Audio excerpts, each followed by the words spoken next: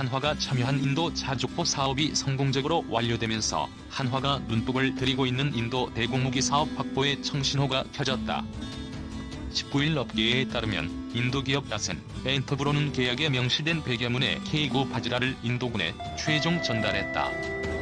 마노즈 무쿤드 나라비인 인도 육군 참모총장은 지난 18일 인도 서부 구자라트주 하지라에 있는 기갑 시스템 단지에서 L&T가 구축한 100번째 K9 자주포를 전달받았다고 밝혔다.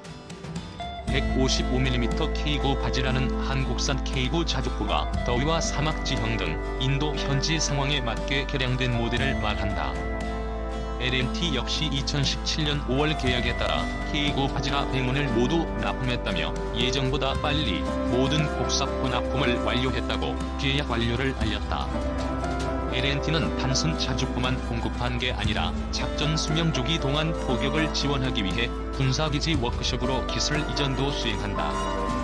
L&T의 자주포 공급 계약 이행은 지난달 K9 자주포 91문을 전달한 지 한 달여 만이다. 앞서 L&T는 계약에 명시된 100문 중 91문의 K9 바지라를 생산해 인도군에 납품했다. 본부 2021년 1월 20일 참고 한화디펜스 참여 인도 자주포 사업 순항.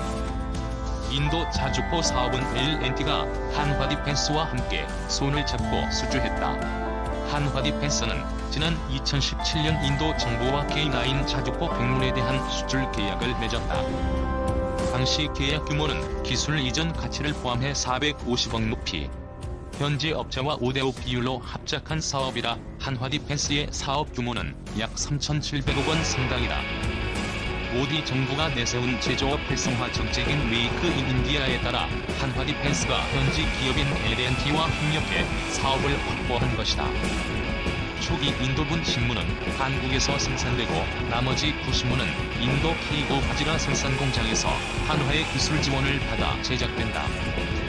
부품의 50%가량도 인도산으로 구성된다. L&T가 예정보다 빨리 사업을 성공적으로 완료하면서 한화디펜스가 바라는 인도 대공무기 사업 수주 기대감이 높아진다. 한화디펜스는 현재 3조 원 규모의 인도 대공무기 사업에 참여 중이다.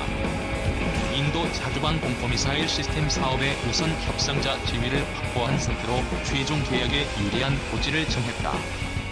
지난해 마란국과 인도가 양국 간 국방교류 협력을 도모한 만큼 SPADGMS 사업에 긍정적인 영향을 끼칠 전망이다. 2. 세계 수출 시장 절반, 한국의 자주포 K9이 지배한다. 밀톱 영상. 최근 1조 원 규모 호주 자주포 사업에서 우선 협상 대상자로 선정된 K9 자주포가 지난 17년 동안 세계 자주포 시장의 절반가량을 석권한 것으로 나타났다. 지난 2001년 이후 세계 각국에 수출된 K9 자주포는 개국 590문, 2조 원 어치에 달한다. 호주 자주포 사업에서도 최종 선정될 경우 총 수출액은 3조 원에 이르게 된다. 우리 국산 무기종 수출 시장에서 가장 큰 효자 노릇을 하고 있다는 평가다. 지금까지 K9이 진출한 나라는 터키, 폴란드, 인도, 핀란드, 노르웨이, 에스토니아 등이다. 호주 정부는 지난 3일 K9 자주포를 육군 현대화 프로젝트 중 하나인 랜드 8116 자주포 획득 사업의 우선 협상 대상자로 선정했다고 발표했다. K9 제작사인 한화디펜스는 호주 법인을 주축으로 호주 정부와 제안서 평가 및 가격 협상 등을 진행한 후 양산 계약을 체결할 예정이다. 계약이 성사되면 1차로 K9 자주포 30문과 K10 탄약 운반 장갑차 15대를 납품하게 된다. 총 사업 예산은 1조 원에 달할 것으로 예상된다. 호주 수출 성공 시 영국, 미국 등 파이브아이즈 국가 진출률이 K9은 호주 사업 도전 10여 년 만에 수출 성공을 눈앞에 두게 된다. 삼성 테크윈이 K9을 만들던 때인 지난 2010년에도 경쟁 입찰을 뚫고 호주 육군 자주포 사업 우선 협상 대상자로 선정됐었다. 하지만 호주 정부가 갑자기 예산 문제 등을 이유로 2012년 사업을 취소하는 바람에 물거품이 됐다. 호주는 그 뒤 자주포 대신 값싼 견인포를 도입했다가 한계를 느끼고 다시 K9 자주포를 찾게 된 것이다. 호주 사업 성공에는 적극적인 현지화 노력이 큰 도움이 됐다. 한화 디펜스는 멜보른에서 1시간 거리인 빅토리아주 질롱시에 K9 현지 생산시설을 구축할 예정이다. 한화 디펜스 관계자는 질롱시에서 현지 중소업체들과 계약을 맺고 인력 교육, 정비, 보수 등 사후 서비스를 제공할 계획이라고 말했다. 방산 전문가들은 K9이 호주 수출에 성공하면 영국, 캐나다 등 영연방 국가들은 물론 미국 시장 진출에도 돌파구가 열릴 것으로 기대하고 있다. 이성수 한화 디펜스 사장은 호주는 파이브아이즈의 일원으로 영향력이 큰 국가라며 선진국의 까다로운 심사를 뚫어내면서 한국 무기의 수출길도 더욱 넓어질 것으로 기대된다고 말했다. K9은 국방과학연구소와 한화 디펜스 등이 90년대 말 개발한 육군의 주력 자주포다. 1100여 문이 실전 배치됐고 연평도 포격 도발 등 실전에도 투입됐다. 자동화된 사격 통제 장비, 포탄 이송 및 장전 장치를 탑재했다. 15초 이내에 최대 3발, 3분 동안 연속 18발을 사격할 수 있어 신속하게 적을 제압할 수 있다. 길이는 12m, 중량은 47톤, 최고 속도는 시속 67km다. 길이 8m에 달하는 52구경장 155mm 포를 장착하고 있다. 1문당 가격은 40억에서 50억 원이다. K군은 지난 2010년 연평도 포격 도발 때 6문 중 2문이 북한 포사격 충격으로 인한 전자회로 장애 등으로 작동을 하지 않았다. 그래서 불량 논란에 휘말리기도 했다. 그럼에도 세계 수출 시장에서 잇따라 승전고를 올리며 화려한 부활에 성공한 것이다. 17년간 세계 자주포 시장 48% 석권, 2위 독일 자주포의 3배 넘어 세계적 권위를 인정받는 스톡홀름 국제평화연구소 자료에 따르면 K9은 지난 2000에서 2017년 세계 자주포 수출 시장에서 절반 가까운 48%를 차지하며 압도적인 1위를 차지했다.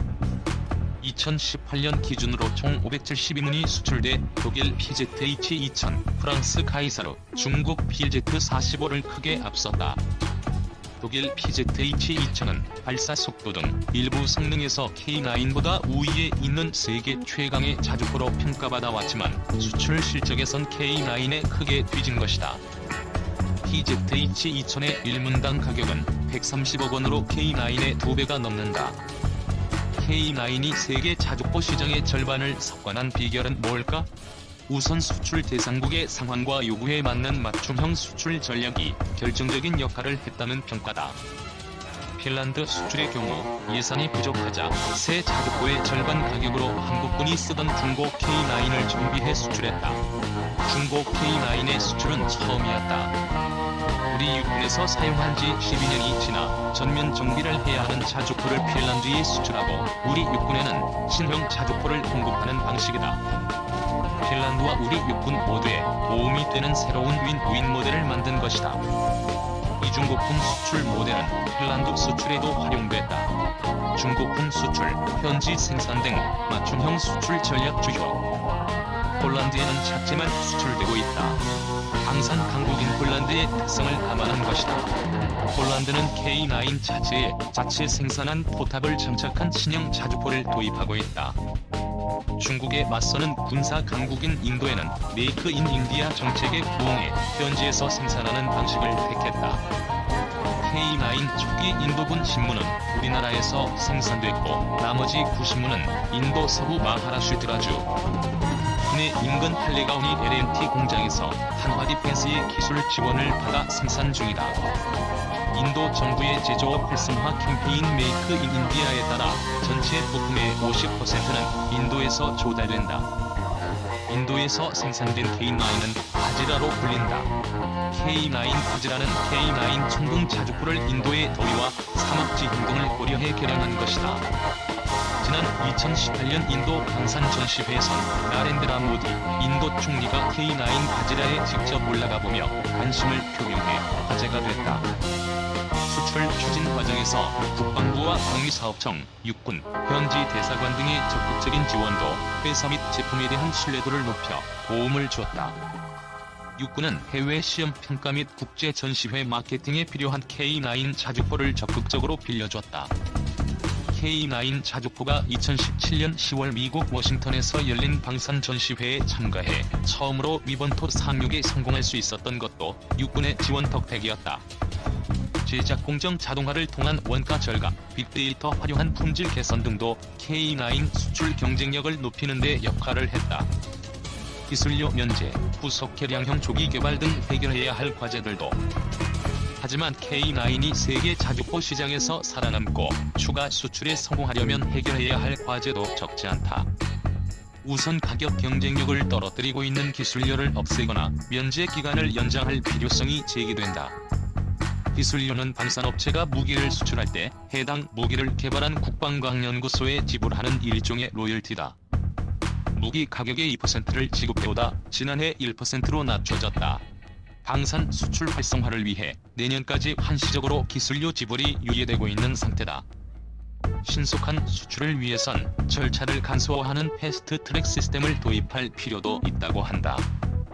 현재 국방과학연구소 등 기술 보유 기관과 기술 이전 계약을 체결하고 수출 허가를 받는 데엔 3개월 이상 소요되고 있다. 세계 시장에서 경쟁력을 유지하기 위해선 K9A2, K9A3 등 성능 개량형을 지속적으로 개발해야 한다는 지적이다. 지난해부터 군에는 K9을 개량한 K9A1이 도입되고 있지만 이를 개량한 K9A2 사업의 조기 추진이 필요하다는 것이다. 2020년 중반 시작될 영국 자주포 사업에는 K9A2가 제한될 예정이다. K9A2는 포탑 자동화로 장전 및 사격이 자동화돼 분당 발사 속도가 6발에서 9발로 증가한다. 원격 무인화 및 자동화로 운영 인력도 현재의 5명에서 3명으로 감소한다.